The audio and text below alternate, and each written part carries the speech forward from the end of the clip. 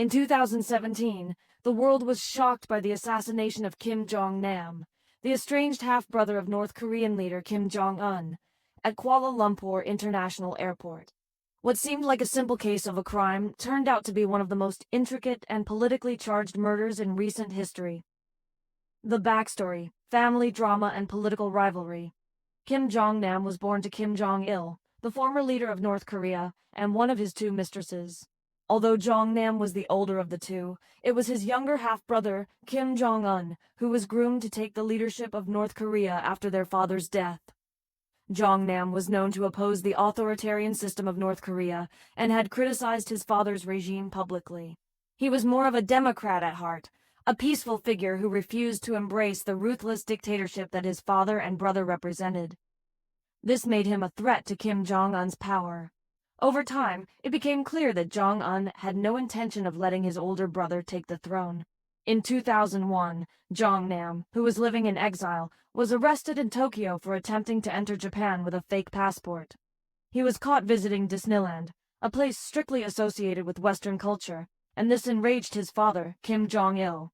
This incident led to Jong-nam's exile and eventual separation from his father's favor.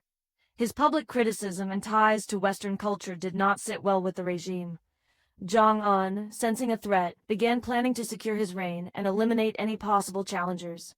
A fatal visit to Malaysia in 2017, Kim Jong-nam was living in Macau, far from North Korea, under constant surveillance. However, his actions, including his public disapproval of the regime, were still seen as a threat to Kim Jong-un. On February 13, 2017, Jong-nam traveled to Malaysia for a business trip. What seemed like a regular visit would become his last.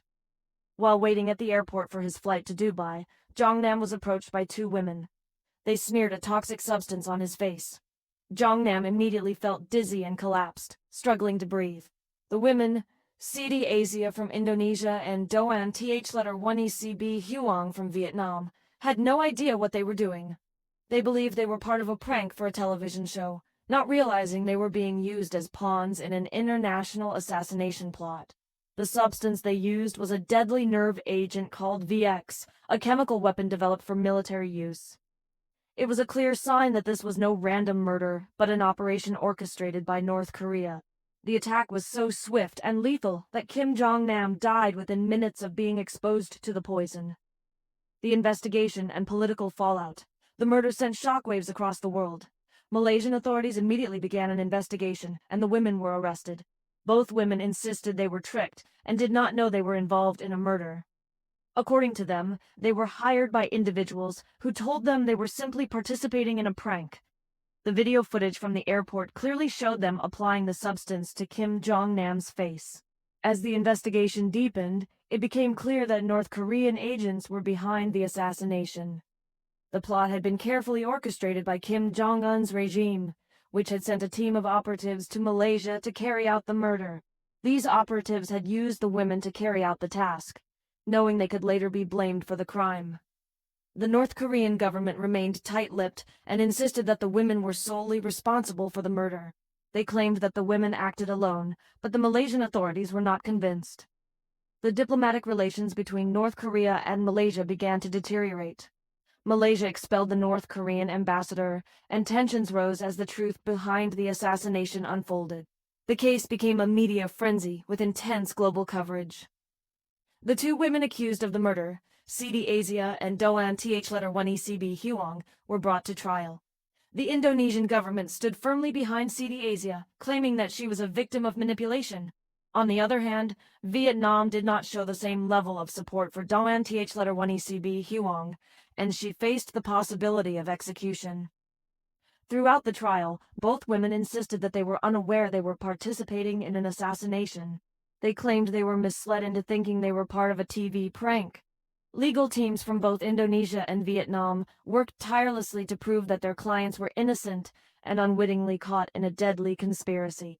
After several months of trials, the Indonesian woman, Siti Asia, was released and the charges against her were dropped. The court ruled that there was not enough evidence to convict her. However, Doan Th1ECB Huang's fate was still uncertain. In the end, she was sentenced to 3 years and 4 months in prison, but she was released after serving time, as the court found insufficient evidence to convict her of murder. The assassination of Kim Jong-nam exposed the ruthless nature of North Korea's regime. Kim Jong-un had successfully eliminated a potential rival, but it came at a great political cost. The murder strained diplomatic relations between North Korea and Malaysia and further isolated the regime from the international community. The two women, who had been used as pawns, returned to their home countries, forever marked by their involvement in one of the most high-profile assassinations in recent history. Their lives would never be the same, and they would always be haunted by the events that transpired at Kuala Lumpur International Airport. As for Kim Jong-un, the elimination of his half-brother solidified his grip on power. However, the world remained deeply suspicious of the North Korean regime and the lengths to which it would go to maintain its control. The case of Kim Jong-nam serves as a chilling reminder of the dangerous and deadly game of power played by those at the top of authoritarian regimes. In the end, the assassination of Kim Jong-nam was not just a murder. It was a political statement, a move in the dangerous chess game of power, manipulation, and control. As the world watched in horror, it became clear that North Korea would stop at nothing to eliminate those who threatened its dictatorship, no matter the cost. This chilling story serves as a reminder of the hidden wars fought behind closed doors, where the lives of individuals become mere pawns in the hands of those hungry for power.